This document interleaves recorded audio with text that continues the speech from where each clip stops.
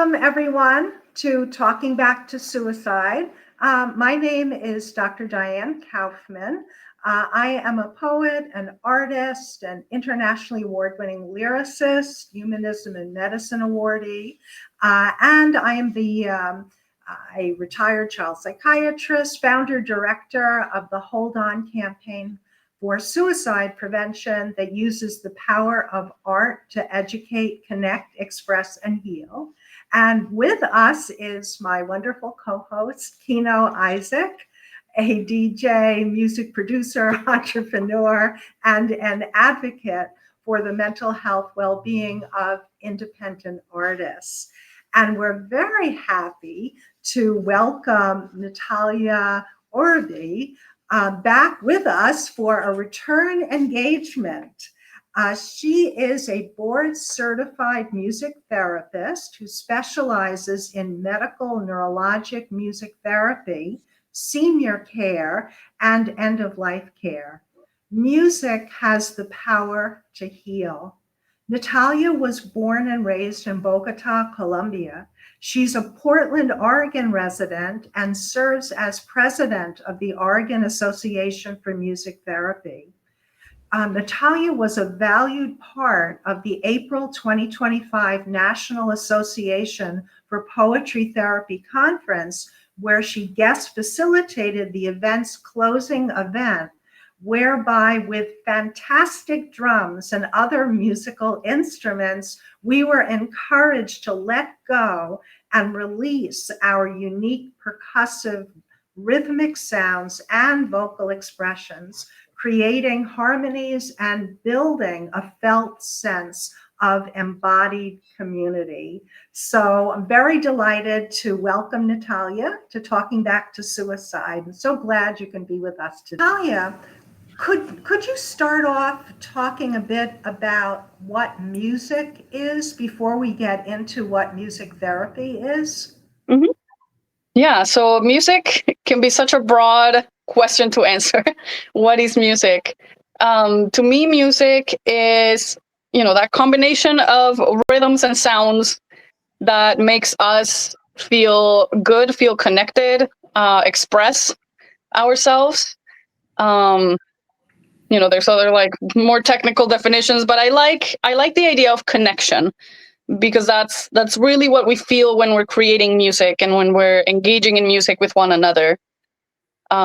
I don't know if Kino would have any other opinions on music and what it is. No, I told Anna, you can ask me like, what is the definition of music, and it can be a million, answers going through your mind. But I agree with connection, and also in a world that is so diverse, to show your culture, showcase your culture to the world, music and dance plays a role.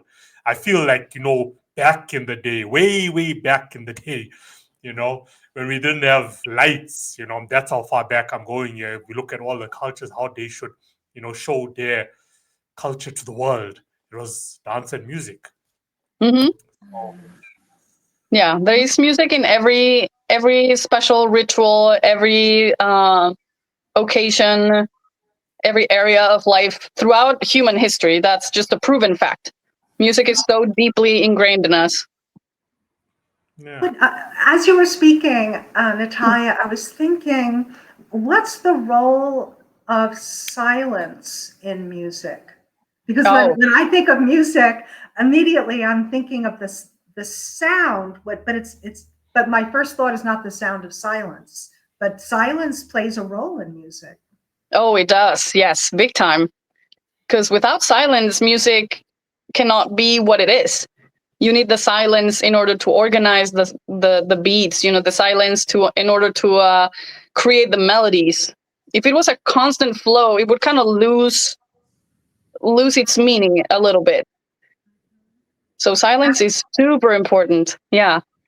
That would make a great essay on mindfulness and music, right? Yeah. And meditation, and the need for us to take a pause and introspect, right? Wow. I think the most salient example that I can think of exactly of this in music is a piece by an artist called John Cage. and the piece is called 4 minutes 33 seconds. And the first time I heard it, I thought it was a joke, because the piece is basically the pianist comes out, sits at the piano, and then he's completely silent for 4 minutes and 33 seconds. And what happens then is you start paying attention to all the sounds in the theater around you. And so each performance of 433 becomes their own special performance, because every audience is different. Every sound that you hear in that audience is different. And so that just points out, like, what is music, and the silence is kind of facilitating these other things to come to the attention of the audience. And of course, it was one of those pieces that came out and everybody thought it was a joke. Yes. Yes. So going on, what can you say something about music therapy, and when did it, I guess there's an official beginning in terms of a board of music therapy and licensure and all that, but in terms of our history as human beings, how did it evolve, and what is it? What's therapeutic about music? Yeah, so music has been, throughout history, we have seen, well, first I'm going to explain what music therapy is. And music therapy is the use of music and its elements in order to facilitate goals of healing of any kind. So, for example, using the lyrics of a song, analyzing the lyrics, and seeing if that matches with what you're feeling in that moment, and having a discussion from there. A lot of the times that leads to the creation of your own verses for the song. So that's kind of one tiny example of how music therapy can be applied. Now, throughout history, we have seen many, many, many different instances of music being used in therapeutic ways. There's some cultures that have special melodies or special scales that they use for certain types of healing. In Buddhism, we see a lot of rhythmic patterns or rhythmic cycles, and vocalizations for meditation, which is another form of using music for a therapeutic purpose. I think there's a story of King Solomon having what is basically an early music therapist, just a person that would play for him when he got, I think it was migraines. And that person would just perform a piece of music to help him through, the ailment. So music very much has played a therapeutic role throughout history. And in the United States, at least, it started as a field around the 50s, when veterans were returning from World War II with what we now know is PTSD. But at the time, they didn't quite know what was going on.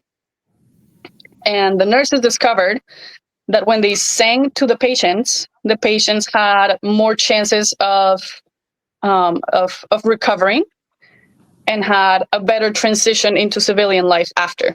And so, they started using music in a lot of different ways in the hospital. Even to this day, I find nurses that just play, music on a radio for the patients if they're agitated, or try to kind of like engage with them through music. Obviously, these piqued the interest of doctors and researchers, because they couldn't figure out what it was about music that was getting this reaction and these results. And so that's kind of how the field of music therapy got started. Then, a lot of different medical applications of music therapy started coming through. And then we realized that it can be widely used across the lifespan for, different goals and different objectives. But now you see music therapists in all the way from prenatal care to end-of-life hospice care, working with seniors. We work in inpatient facilities. We work outpatient. We work with individuals. We work with groups. It's just kind of generalized because music is such an intrinsic human experience. There's always something that we can use music for in a therapeutic way.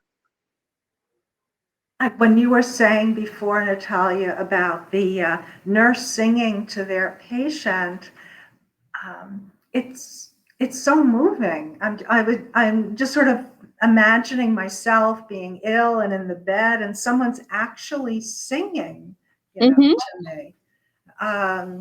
That I like watching Britain's Got Talent, or Yeah. actually across the world, Got Talent, especially the singers. And I was watching just the other night a pediatric nurse, and Mm. she sang an original song, right?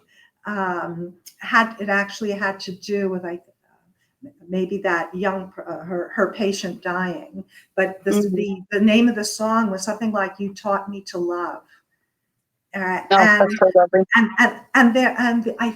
you can have such a visceral reaction to music, right? Hmm. Like the goosebump effect, right? Or just the sound of it could even be. Maybe this is especially so maybe in opera or other ballads where there's just a resounding movement of the note, right? That energy. Hmm. And you can start to cry listening to it. Not only the words, but the alteration in the notes that are being sung. Yeah. What's that about? How does music do that? There's two sides of that question that I would like to answer. One is kind of the clinical side that is a little Yeah. more dry and boring, but is the reason why it happens. But I'm going to start with the other side of it, which is the emotional side. Um, when I walk into a room with, for example, in hospice care, this has happened to me many times where there's a spouse that is passing away, and then their significant other, their other spouse is in the room with them. And you notice there's kind of this energy going on in the room. Um, Now, every time it will be a little different. Some people are very ready to let go and have done the grieving process and just want to be present for it. Some people are still kind of in that denial stage, and it's really difficult to see, a person you love pass away. And so when you walk in as a music therapist, you try to read the room and see, okay, where are we at energetically? And then you try to match that with the music. And then through the music, you can gently kind of manipulate the music in ways to change the energy. So you can offer more support to the spouse. You can focus more on the person who's passing. You can create a sense of containment in the music that feels very comforting. And that's just all kind of playing with the energy in the room and how the music fits in it. Um, Hospice is kind of the more extreme idea of this, but when you're working with a kiddo and the kid is like super hyper and you need them to kind of calm down a little bit, you can do this as well. You match their energy, start kind of hyper, and then slowly start kind of calming them down. Mhm. Now I go to the clinical reason why this happens. The reason why this happens is there are a couple of concepts that they have found in neuroscience that our brain just does kind of automatically. So the first one is called entrainment. And entrainment is that both ability and kind of need of our brain to match what's going on in the outside our bodies to make sense of our reality, right? So, for example, if you're walking in a hallway and somebody's wearing high heels and you hear the clack, clack, clack, you tend to synchronize your steps with them automatically. You don't even think about it. That's a form of entrainment. Your brain is saying, oh, we have this external rhythmical kind of cyclical input going on. We must match it. And now this happens because music stimulates basically our whole brain. And what they have found in other studies, starting, I guess, in the 90s, is that when we're hearing a rhythm, not only does the auditory systems of our brain activate, but also our motor systems activate, as if we were performing a movement coordinated with the sound. Even if we're not moving, our brain is thinking ahead on how we can move with the music. Mind-blowing, fascinating, and leads us to the second concept, which is called priming. So that initiation of the brain to kind of activate the motor systems, that's called priming. And that's something that is super important to use, for example, in my area of expertise, which is rehabilitation, which I will talk a little bit more later. But for the examples that I gave, what I'm using as a music therapist is entrainment. So I'm walking in a room, I'm reading the energy, I am matching it with the music. And then because of entrainment, the people who are around me in the room want to match the music. And so I can move the music around to like a more uplifting place, for example, and the person will feel more uplifted because of entrainment, because the brain wants to match. So it's just, yeah, that's kind of the most fundamental way in which music therapy works. Just the other day, actually, I think it was this past Saturday, was International Suicide Loss Survivors Day. And there were events across the United States, well, I guess around the world, it's international. And I attended one here in Portland, and then they asked for a feedback from attending it. And in my feedback comment, I referenced the prior year's event, which I had also attended as a participant because I've experienced suicide loss.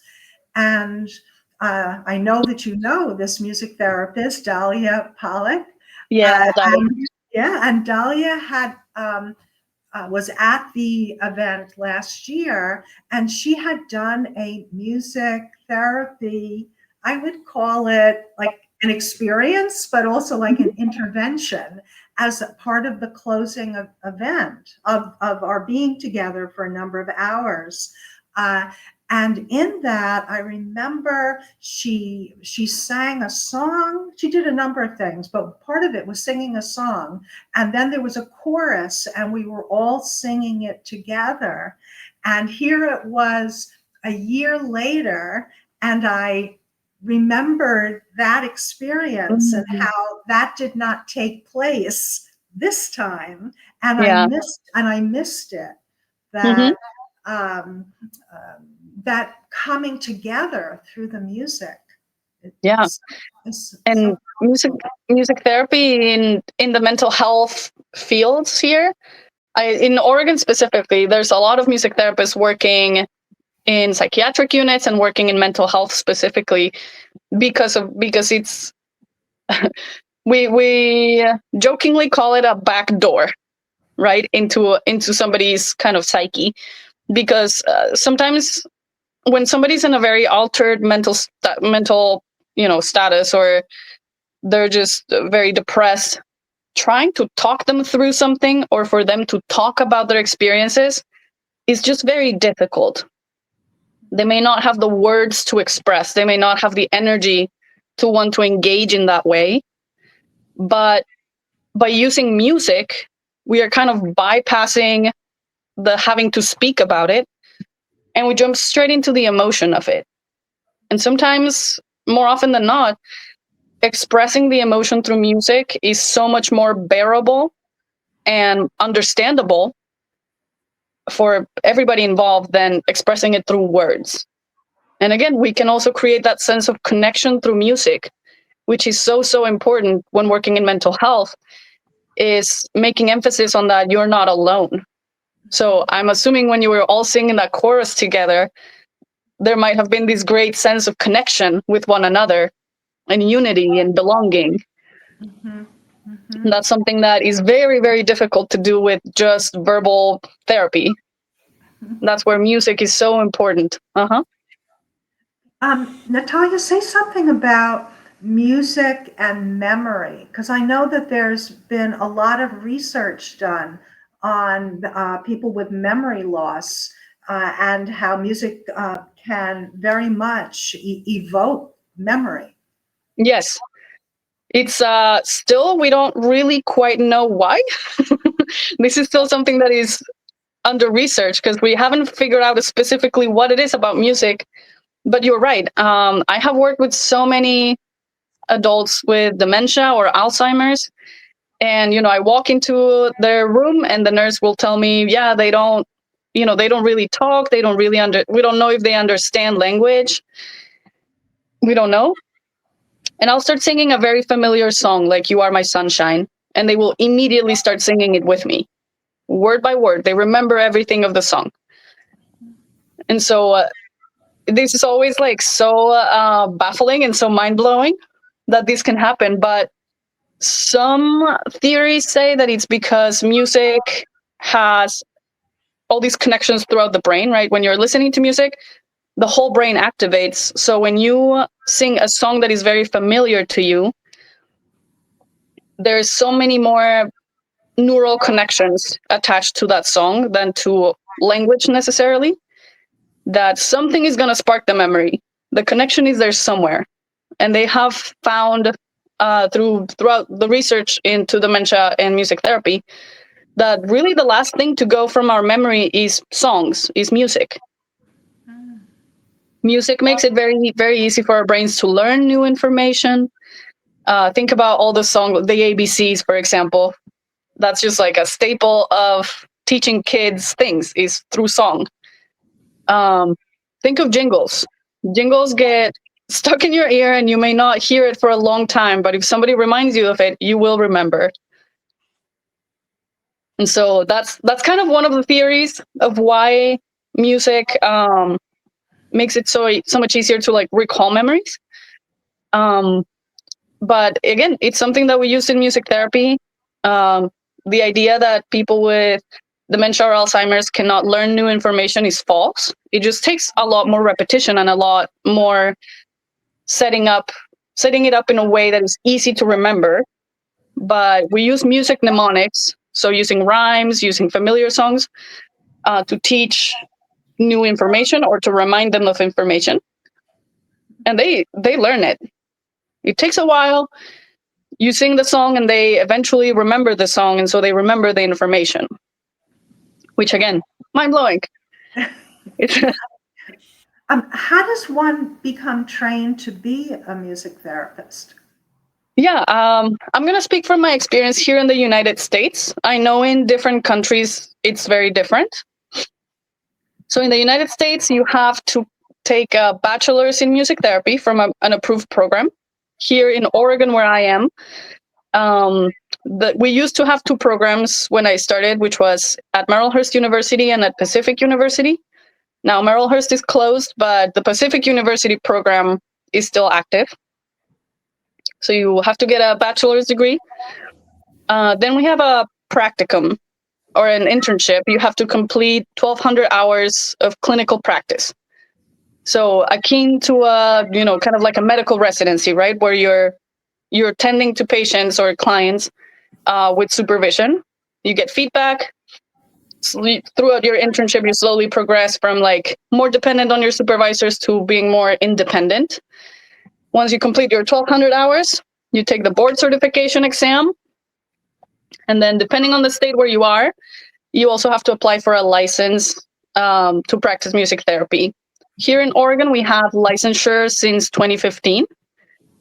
In Washington, they just passed legislation to require a license last year. So this was the first year that were required a license to practice music therapy in Washington. Other states are also, have their own licensure requirements. This is not, like a standardized thing throughout the whole country. But yeah, that's how you get started. Do you have to be yourself a singer or play an instrument to become a music therapist? through the music therapy training, you have to learn how to play guitar, piano, and sing, just because those are kind of the three more adaptable instruments to to work with other people. Oh, and percussion as well, because drumming is really important for music therapy. But for example, I started with violin being my primary instrument. So I kind of, learned to play guitar, learned to play piano through my schooling. And it's a never ending learning process, as Kino knows. When you're a musician, you're always learning, you're always practicing, you're always learning more instruments if you can. Yeah, so you do have to be proficient in guitar, piano, and voice. Natalia, could you say something about the role that music and also music therapy can play for someone who's in emotional distress or has a psychiatric illness or is contemplating suicide? Yeah,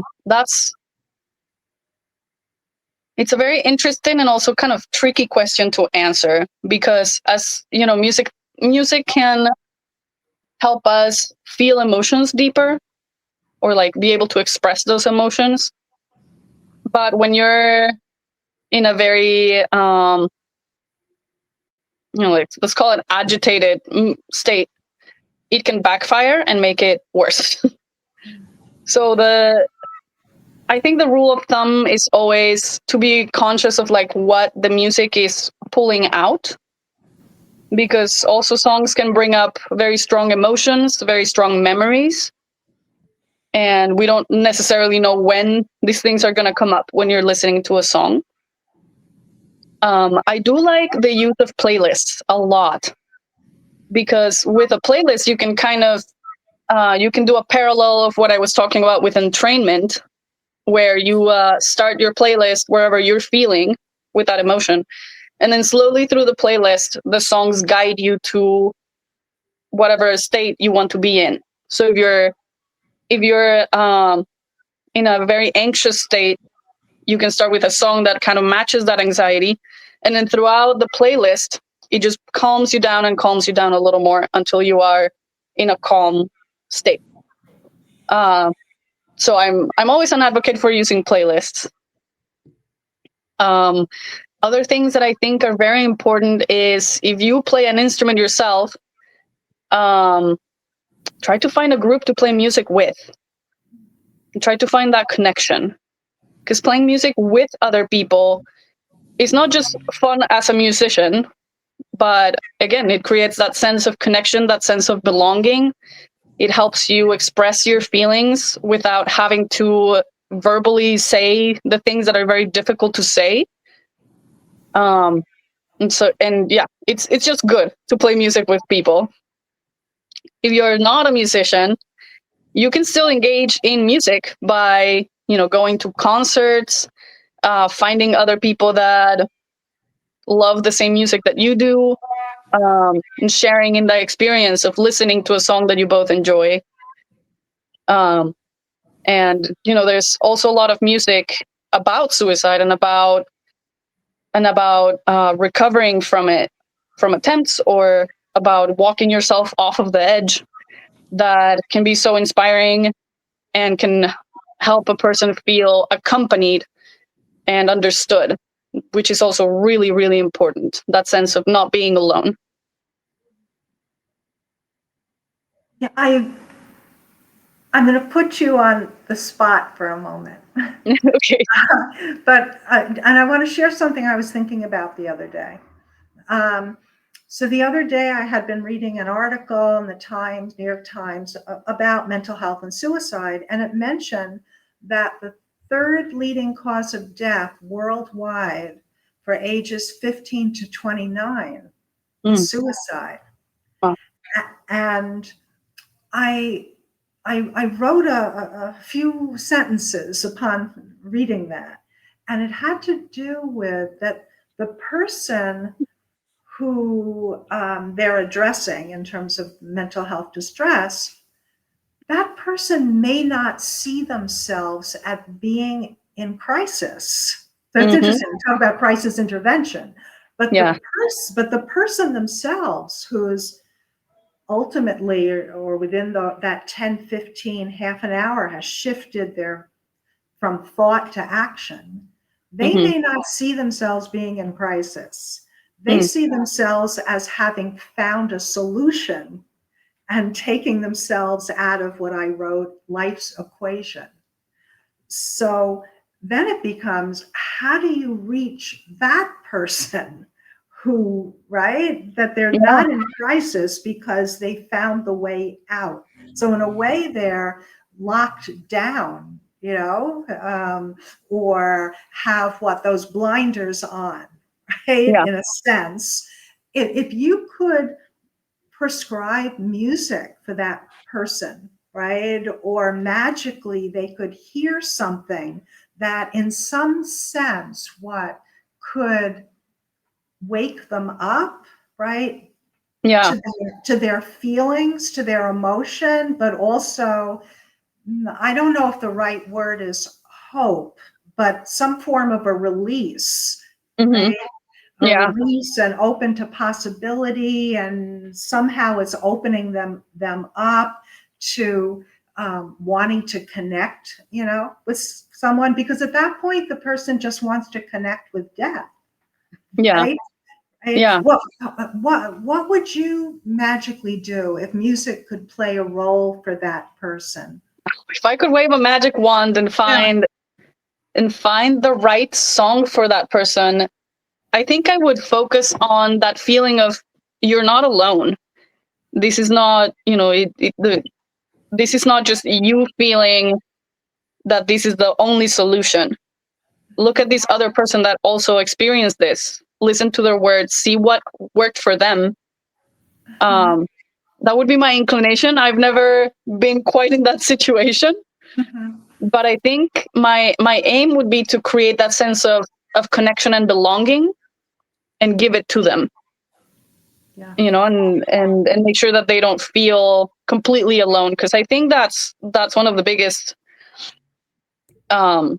leads of suicide, or why people take their own lives, is because they feel so disconnected and they feel like they are a burden, or the only logical solution is, yeah, as you said, to take themselves out of the equation.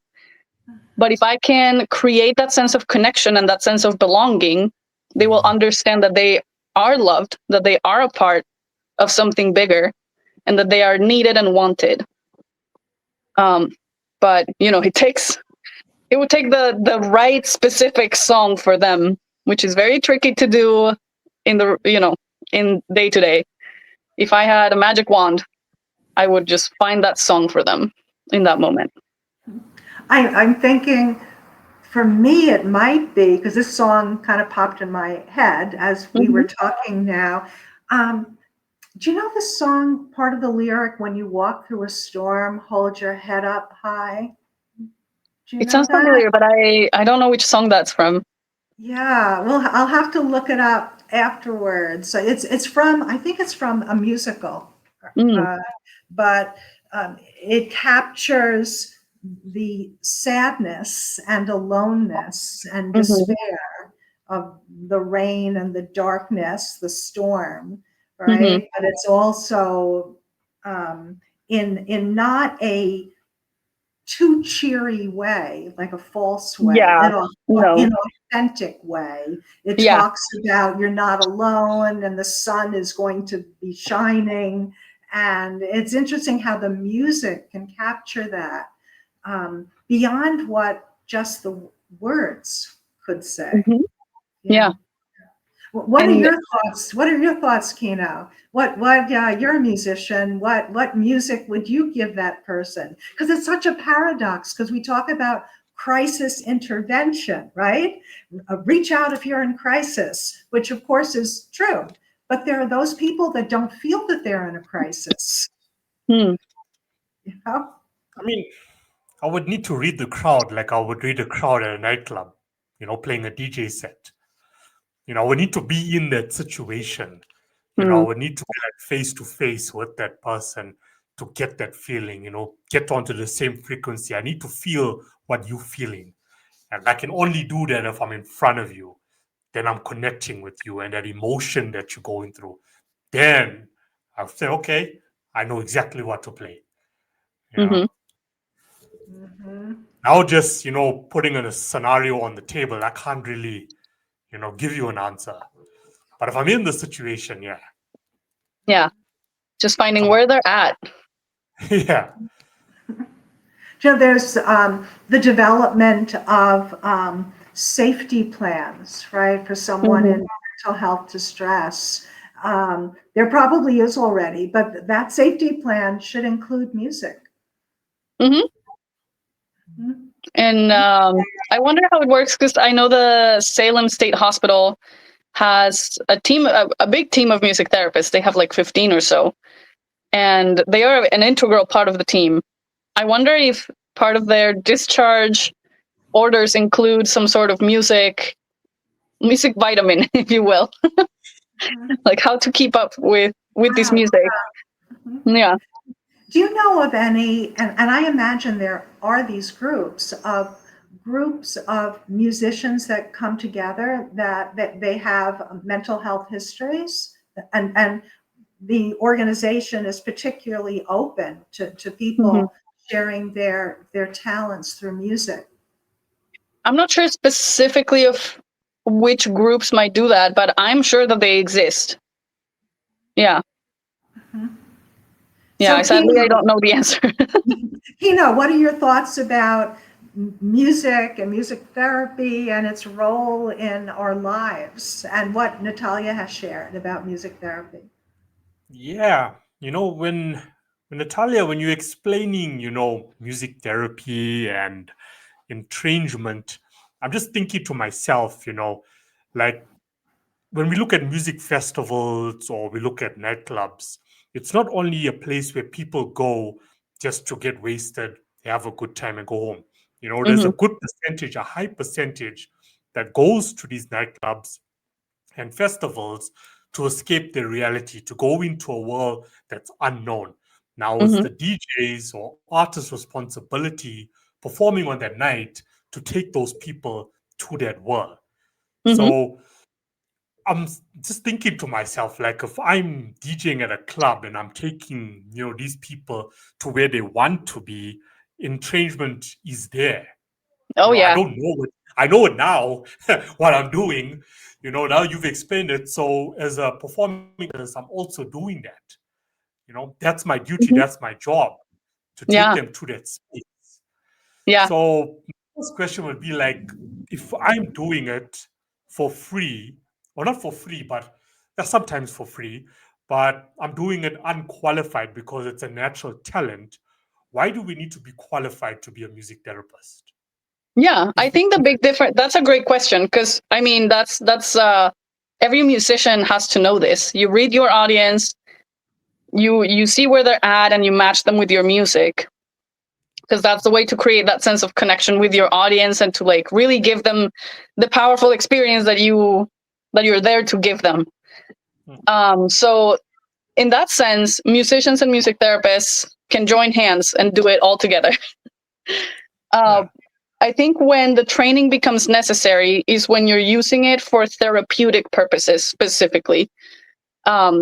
Just because there's so many things that go into it that you need to understand about a diagnosis, or how the person's treatment has evolved, or how they're working within a system that a musician may not necessarily understand, or how to adapt the music to certain symptoms, or like I'm thinking specifically the case of dementia, because there's a lot of musicians that come into memory care units to perform for the residents, and it takes a lot to connect with a person that is in memory care.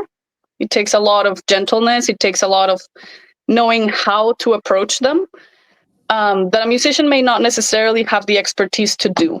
Now, the person with dementia will listen to the music, enjoy it, get a benefit, feel some sense of connection. But that is very different than trying to achieve a therapeutic goal with them. Does that make sense, the difference? Yeah.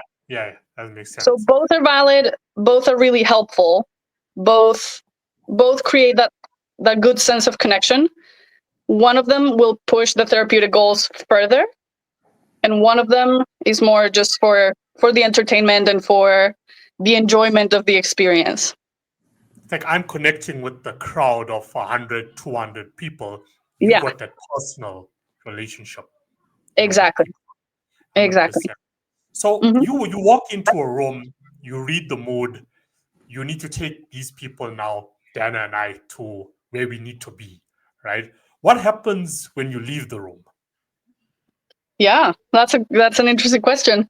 In music therapy, we have, or the way that I was trained, they always told us that the sessions have to follow these kind of like arc, right? So you start here, you take the patient on a journey or an experience or achieve, a therapeutic goal, and then you bring them down just a little bit. I think of it specifically with kids, for example. If you start a session with a kiddo with autism and they're very dysregulated, your goal is to get that kid to be regulated. So that's how it goes. You match where that kid is at, and through different music experiences, help them regulate. Maybe you can even work on some therapeutic goals. And then your goal is to leave that kid in a place where they will go back to their parents and not escalate again, but stay regulated, right? For somebody, for example, at the hospital, I focus a lot on, okay, what's happening next for them? Are they heading off into dinner? Are they heading off into a procedure? Are they heading off into nothing, just the rest of their day?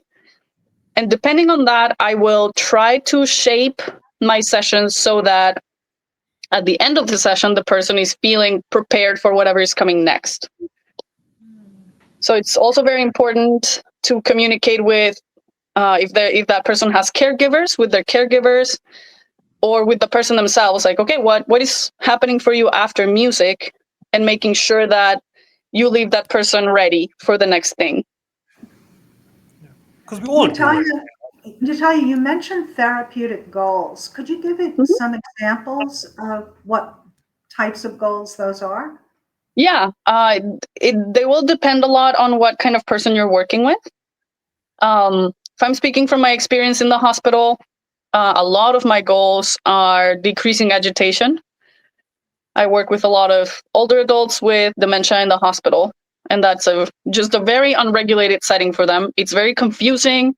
There's always something beeping and they don't understand what it is. So my main goal for them is to help them be more calm, be more at ease, get more familiar with their environment and with their caregivers for the day.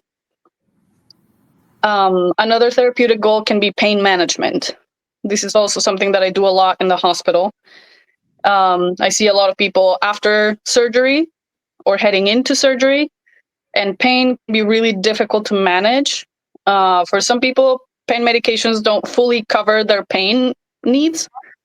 And so we rely on music, which is a non-pharmacological form of pain management, right? So we develop strategies. Those ones I like to record guided meditations, for example, for them to take home after they discharge, and they can keep using it for pain management outside the hospital. Rehabilitation goals, obviously, increasing, the rate, the speed of how they're walking or regaining language skills like speaking. Those are also goals that I work with. But yeah, they depend a lot. And for example, in hospice care, goals may look more like creating a sense of family connection, or guiding a person through the stages of grief. So it depends on the nature of who you're working with and what it is that they're needing. So we've been talking a lot about music, but can you demonstrate some, in vivo, what that experience is like for us? Yeah, I have. I got my guitar right here. And there was this song that I learned from one of my teachers when I was in my internship. And we worked at a I think it was a residential facility for adults with HIV and AIDS. And so the whole aim for these sessions was for them to feel connected to one another, for them to be able to just have a space of fun where their diagnosis was not the central part. And my teacher created this song and she would sing it at the end of the sessions. And now I use it a lot as a way of thanking patients or clients for trusting me with their therapeutic process. And as a little like meditation to send them into their day. And so I will play it for you now. And I would love it if you could find, a comfortable position in your chair. Take a couple of deep breaths. It's kind of fitting that we're heading into Thanksgiving because this is called a loving kindness meditation. And so it inspires kind of that sense of gratefulness or, what is it in your life that you're happy about? What is it that you're feeling more connected to?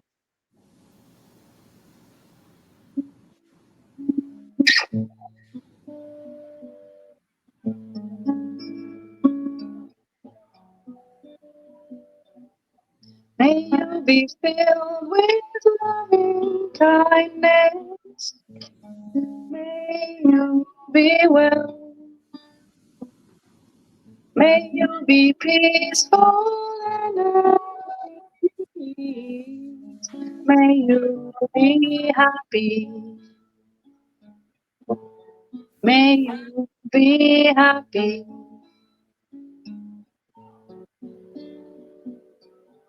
May we be filled with loving kindness. May we be well. May we be peaceful and at ease. May we be happy. May we be happy. May we be happy.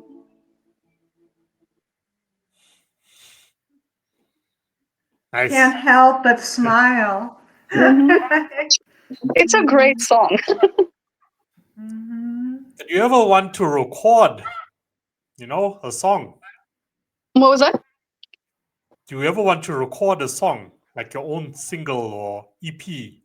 Or I would have to ask my professor to give me permission because it's her song. But it would be lovely to have it recorded. Yeah. you have a beautiful voice. Oh, thank you Look very into it. much. Thank you. Yeah, I use this song. I have been facilitating these big drum circles at the Patricia Reeser Center for the Arts in Beaverton. And that's the last thing I like to do with them it's a series of 4 sessions. And so right at the end of the 4th session, I'll kind of recap what we've learned throughout the process, the connections we've made, and I will teach the song to them.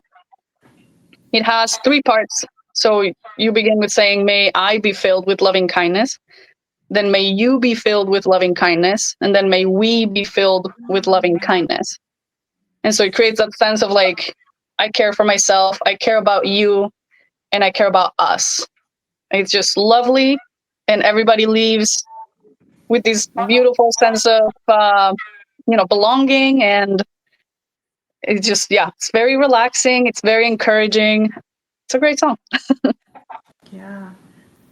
I can imagine that song being played at this International Suicide Loss Survivors Day with and then for those who would feel comfortable to hold hands with each other. It would be so heartbreakingly beautiful. Yeah, I think it would be a very powerful experience for sure. Yeah. Yeah, The other day, I was watching a presentation by a psychiatrist, Natalia, named Dr. Manan Kaur Ray, who's in Australia. He was a former podcast guest here, Mm. and he was talking about a new book and curriculum that he's done, and I may not get the title exactly right. It was something like The Rainbow of Resilience or Resilience Rainbow. And he was talking about um, using this curriculum in schools, and that schools that we're growing human beings, not Mm. products, right? And Yeah. nurturing them, and how the soil of the to-be flower should be a hope-filled soil, right? Mhm. And that we can't control the weather. And somehow it was just wonderful, this presentation that was through the Mental Health Academy. Mm. And through this, I started to think about how the rain, which you can liken to tears, right, moisten the soil, right, Mm. from which the nurturance grow, right, and the healing evolves. And I'm thinking of that in relation to the beautiful song that you sang, because I can imagine if that song with may I, may you, may us, right, that people would be crying, right? But that also is the release, Yeah. right, of vulnerability and pain, but also that can lead to a continued spirit of there still is love, and I want to be part of that love. Yeah. And how sometimes when you're receiving love, it can be so overwhelming that tears also flow. That's Yes. not necessarily a bad thing, but Mhm. it's just that expression of feeling loved and feeling belonging. Yeah.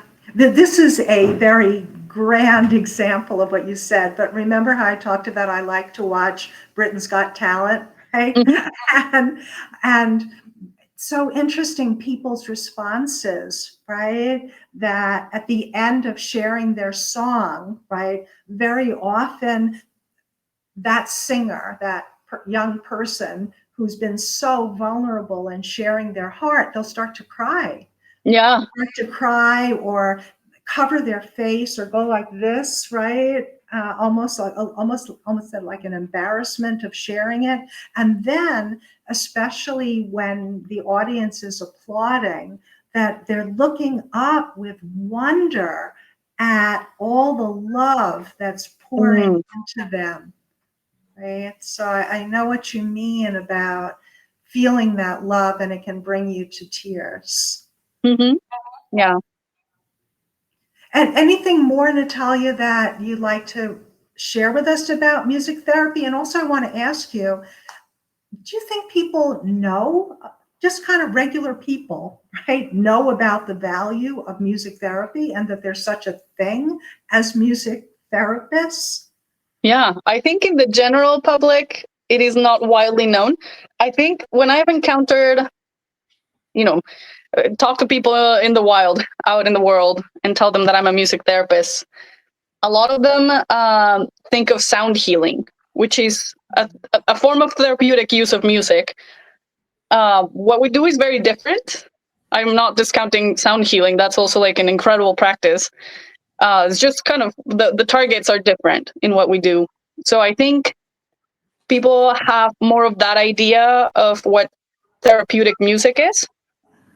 Um, because explaining what music therapy as a field is kind of confusing. It's not very well defined, and it really depends on what you're working with. So I don't think the general public knows much about music therapy. However, I think once you start talking about it, everybody has an experience where they have used music therapeutically for themselves. So the concept everybody knows. The field itself, not many people know about. What could be done? We're going to help promote it, but what can be done on a larger scale so that people are aware of the power that music and also appropriately music therapy can play in their life. Yeah, I think education is a big part of it. I think music therapists need to kind of take up that space. We tend to be a little too humble, if you ask me, and not really necessarily take up the space that we can fill. I think also just, keeping in mind that music, just for the layperson to use it for themselves, music is such a good companion. I think sometimes people shy away because they think it's childish or they think it's, too cheesy or cringy. But I say lean in, lean in. If you're feeling a song in your heart, listen to it, try to receive it, try to think of the ways in which it is making you feel. And I always encourage people to try to learn an instrument, even if it's a very basic, how to play one song on an instrument. Because the experience of playing music and making music is also so different from just listening to it. And it's very enriching.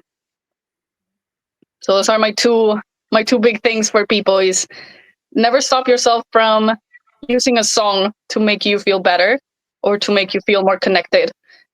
And if you can, try to learn an instrument. It's worth it. Yes, so beautiful. Beautiful. I could see that being like a TikTok, right? And it should go viral. I love what you said. Music is my companion. Yes. Kino, any final thoughts that you might have? Yeah, I just want to comment on that. We live in the nostalgic generation. Okay, it's good business for the music industry at the moment. We're really not inventing anything new. We just reverse engineering ideas, compositions from the past. So it's good to have that connectivity with music. Like what I was saying about, people going to a music festival or club, they escape in their reality. But the sad part about it, you're escaping your reality. So after it's all done with, you're going back to your reality. And by listening to a specific song as well, it can take you like in two directions, right? It can take you in a direction that Natalia wants to take you in, or nostalgia kicks in, and now you start thinking about, the girl I had a crush with in school that made me so happy. I was in love. And now you want to be there. But by being there, you're not moving forward. If you get where I'm going with this, that can be, devastating for someone, Yeah. So, yes, what would you say, briefly, like we do about that? Like nostalgia is good business for the music industry, but is it good business for the person listening to it, the consumer? Yeah. I think that you make a really good point that sometimes I think music can help us get stuck in that one place and not keep moving forward. What I like to think about is, why are you seeking out that song now?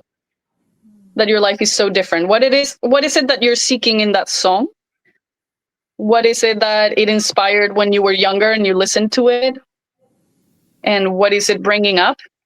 And then from there, you can say, okay, how does this song fit my life now? Let's kind of update what this song means to me. If you want to keep using the same song, that's also why a lot of what we do in music therapy with lyric analysis, for example, is we end up creating a new verse.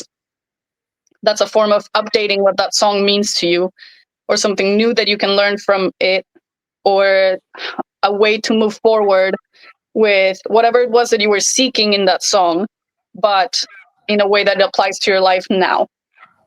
So I feel like a lot of people are seeking comfort in these times, and music, especially music from our youth, gives us that comfort. It is known. We know, the memories that we have attached to that song may be good memories from our life that bring us that sense of comfort and ease. And I think that's why a lot of people reach for that nostalgia. I think that's why it's so easy for the music industry to keep recycling those songs. Yeah. And so how can we find those same comforting feelings in music now? Or how can we adapt this song to fit better in our life now, being realistic and grounded in what life looks like now? Yeah. No, I agree. I mean, we're human, we're human. Mm. We all go searching for that one song, that made us feel fulfilled and whole as a human, Yeah. no matter when it was. And at times, you go through something and then that song comes up again, and all of a sudden your moods change. Now you're Yeah. motivated, then the song is done and you're like, oh shit, back to reality. Yeah. Okay. Here I am back. But You it can know? happen the other way around, right? A song that was Yeah. marking a very rough spot in your life, you can hear it again and then think to yourself like, well, I'm not there anymore. I am here and I'm much better. So that's, it has, because it can elicit so many different emotions and bring up so many different memories. It can go both ways of like, oh, I was there, in the dark or hitting rock bottom or whatever it was that I was listening to that song for. Yeah. And now I am not in that situation anymore. And Mhm. that can also be encouraging to show you how much you've grown. Yeah. I think it's also very interesting because when you're working with somebody with dementia, the music that is most likely to be impactful and effective is the music they listened to when they were in their teens or early adulthood. So it's, yeah, because that's such a specific and such a special developmental time in our lives that the music really plays a central role and it sticks with us for the rest of our lives. Yeah. Natalia, I don't think I've ever thought this before. I know I've really never thought this before, but it's Thanksgiving this week, and I'm thankful for music. Hmm. I'm thankful for you coming on today. Thank you. How can our listeners learn more about your services? Do you have a website? Yes. I'm also very thankful for you having me on today. So thank you very much. I do have a website. My website is Uribe Music Therapy, URIBE, musictherapy.com. I have a lot of information about neurologic music therapy there and how to get services if you would like. I also highly encourage people to visit the Oregon Association for Music Therapy website just to get familiar with what it looks like in the state. And the American Association for Music Therapy website, or the American Music Therapy Association, AMTA. They are redoing their website, so some parts of it look really nice and some parts of it look really old. But there's a lot of really good information, fact sheets, more of the history of music therapy and research, if people are feeling curious about it. Natalia, I wanted to ask you this, especially since we're both here in Oregon. Is there ever any collaboration between music therapy and poetry therapy? Because there is an overlap, right? And Mhm. do the groups ever come together and meet together, or a special interest group where both those fields are joined together? Not that much that I know of. I know that in some inpatient psychiatric facilities, they have like music therapy and art therapy, or music therapy and dance movement therapy. But I haven't heard of any music therapy and poetry therapy groups. It would be interesting to get one started. Yeah, you and I should talk about it. We'd have to talk about it. Well, thank you again, Natalia. Thank you, and thank you, Bye. Tina. Bye. Bye.